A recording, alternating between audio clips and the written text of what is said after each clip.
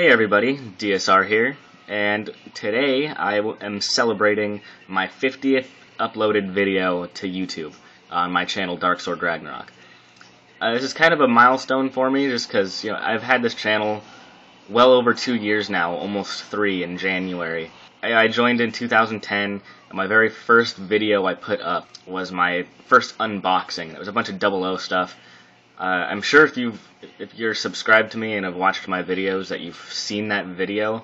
Considering it has almost 1,200 views now, which is ridiculous for my channel. I mean, I don't have very many views on a majority of my stuff, especially for reviews, and my later stuff that I've done recently has had very little to almost no views, but for some reason that video keeps accumulating a ridiculous amount of views. For me anyway, 1,200 is quite a bit. But I decided to do something I haven't done yet for, this little milestone, personal milestone for myself. And I found a little app on the Google Play Market for my phone called Lapsit. And I bought it immediately. It's super cool. Basically, it's just a time-lapse recorder. So it takes your pictures every so many seconds, depending on how you set it. Now, I did a frame every 12 seconds. I should have done something like half of that, like 6 or 8, and it would have been much more fluid. But I decided to go with it because I'm not really familiar with time-lapse stuff, and I didn't think about how slow it would actually look. I am pretty satisfied with the way it came out. If I do this again, which I would love to, when I have some more money to get some more kits and build them all in one sitting, I would probably set the camera somewhere else where you can more easily see what I'm actually building. But still, it's cool to kind of very quickly see how a kit comes together. So I recorded that, and I'll be showing it to you now.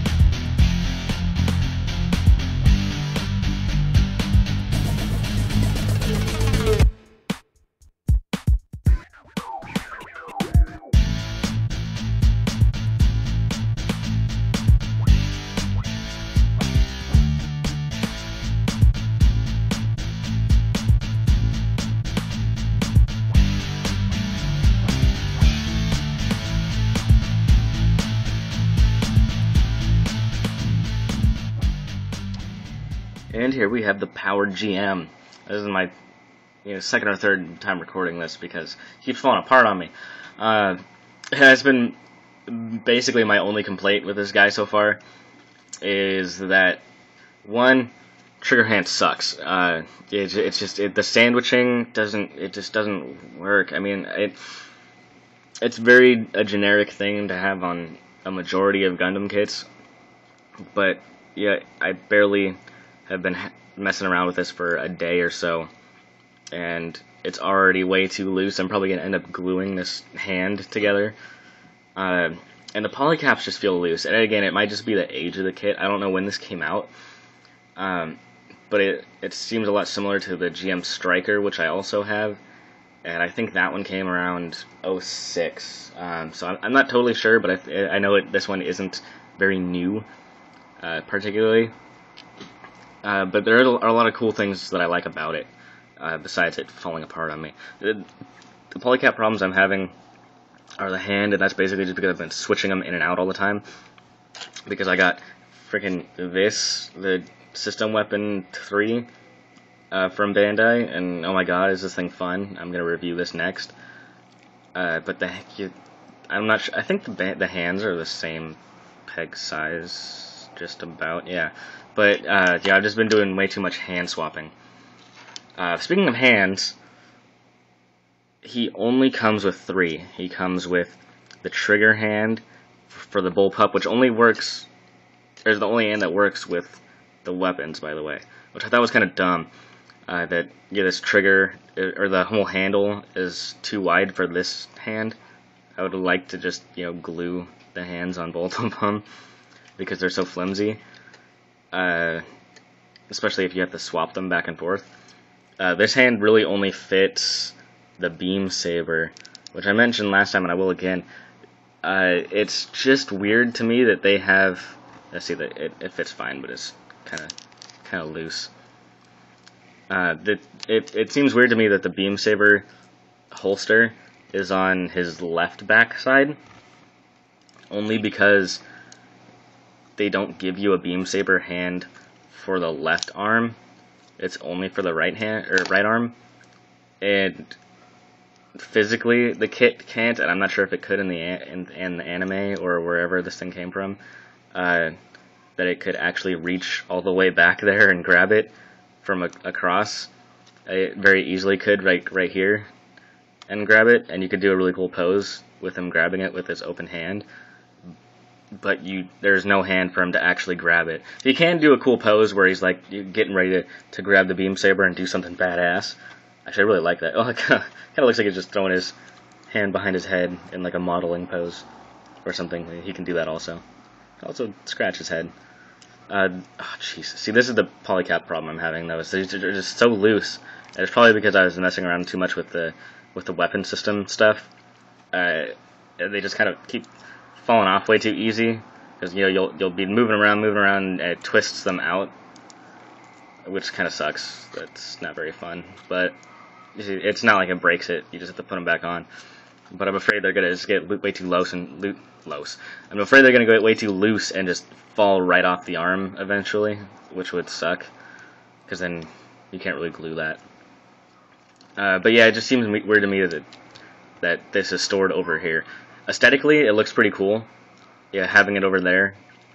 But physically, since they didn't give you that hand, I'm assuming he's not supposed to wield it with that hand, which just seems kind of dumb. But yeah, so I don't know. I don't know why they did that. Why they didn't give you a 4th hand. But this one's kind of useless other than the beam saber. So if you don't use the beam saber, it's really pointless. And I would show off the bazooka, but he's barely holding the bullpup now. After all the messing around I've done with it, and I don't know, I just don't trust it anymore. The bullpup's cool. It's literally 2 pieces sandwiched together, just like on all the other GM kits, I'm sure. But I really do like the aesthetic on it. I like that it's not just a beam gun, so it actually does have a magazine on it. Same with the bazooka.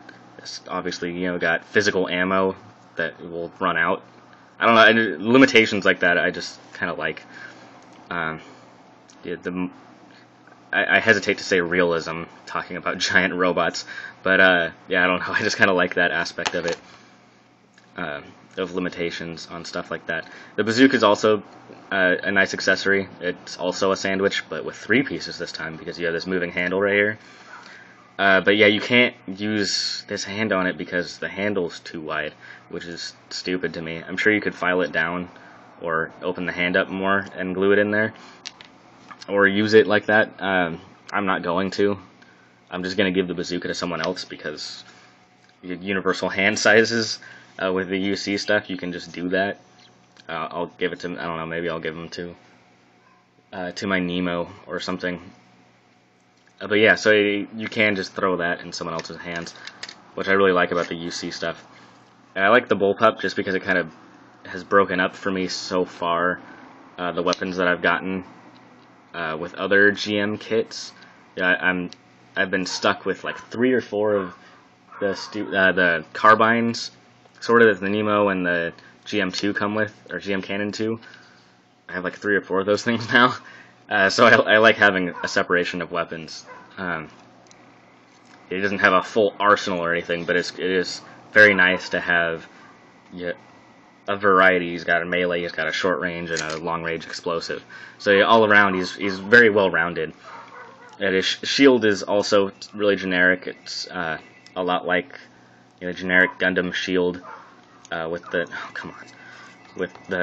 the slit up here, the viewfinder, not viewfinder. I don't know what you would even call that. It's like a riot shield, you know, with a window on it, I guess. I put them in the wrong way. That's why. What I don't like about some of the UC stuff though is the shield attachments. Why they decided to have, you know, this third piece in between, this connector, instead of just having a post. I would much rather have just the post. Like, it doesn't add any articulation, it just spins, which it would spin anyway if it was just on a post. I don't know why they did this, it was stupid. And it makes it really hard for you to use stuff like this, the accessory weapons, because this stupid thing doesn't stay in the hole on here. The post isn't thick enough.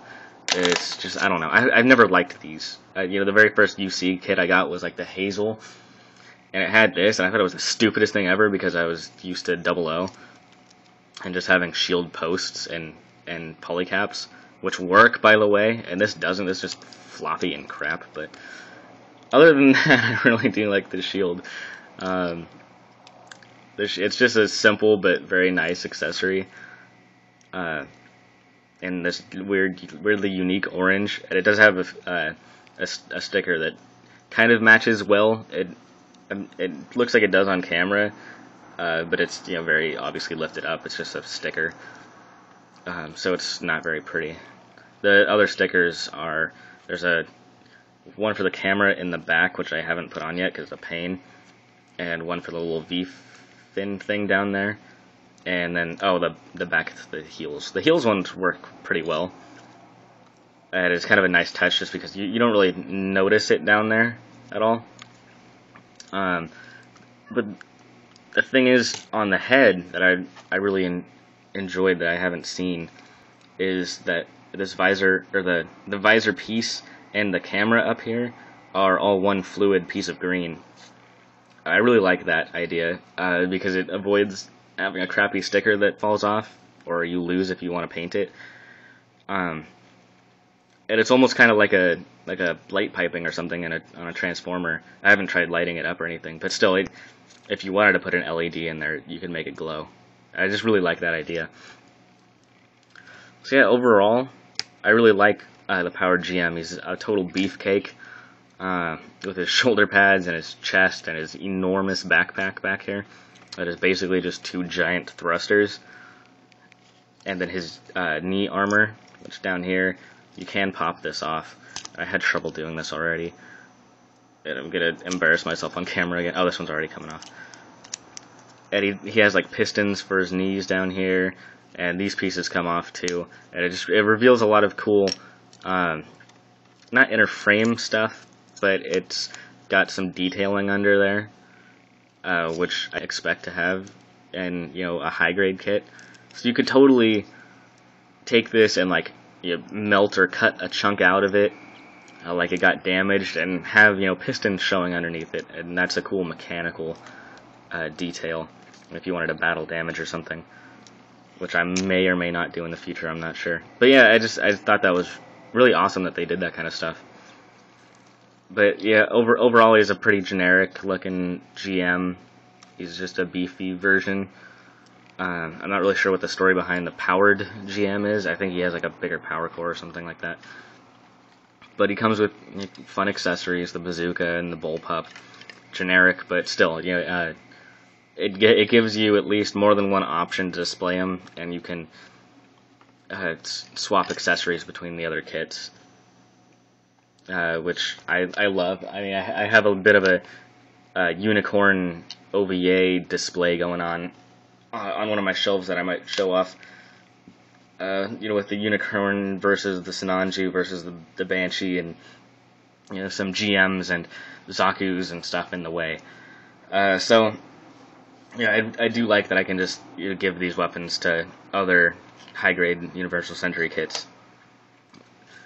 So again, the only complaints I really had were these polycaps, and then the stupid hand sandwiching not working very well, and not being able to hold the bazooka that great. They have some really cool poses with it, where he's like holding it under his arm and like firing from the hip or something. But yeah, I'm not really sure else what I can say about this. It was definitely a fun build. I haven't sat down and just straight built something in a long time. So that was fun. I'll probably cut some of the fluff out of this video, because I'm already hitting almost 12 minutes, plus the intro, plus the time lapse, so it's going to be like 15 minutes. Or I might not, I might just leave it like this. But yeah, I really did enjoy, really sitting down and just building again. I had a lot of fun with it, and I hope I can do another time lapse fairly soon.